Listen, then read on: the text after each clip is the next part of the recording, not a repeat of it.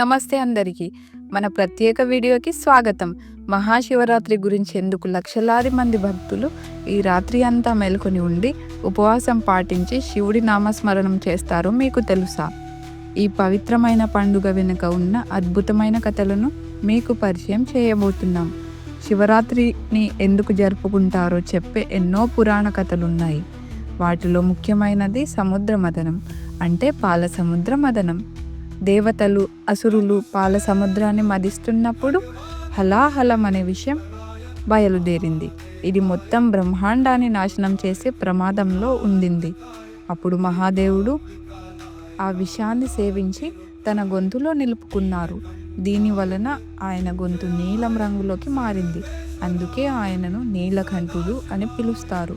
భక్తులు ఈ రాత్రి శివుని పూజిస్తే ఆయన అనుగ్రహం లభిస్తుందని నమ్ముతారు. ఇంకొక పురాణం ప్రకారం లుబ్ధక అనే వేటగాడు అడవిలో దారి తప్పి ఒక చెట్టుపై రాత్రంతా మేల్కొని ఉన్నాడు.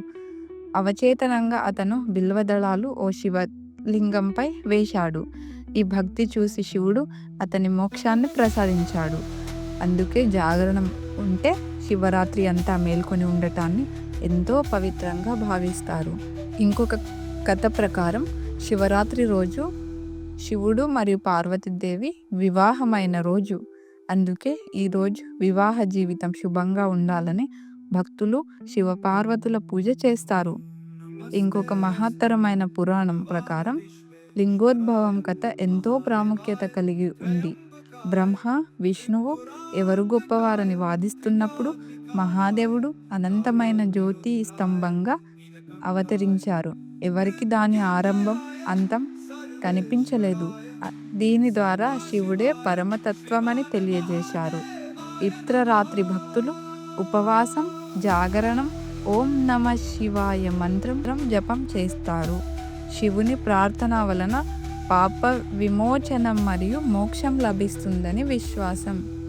ఈ దివ్యరాత్రిని శివుని కృపను పొంది అందరం ఓం నమ శివాయ అని జపిద్దాం.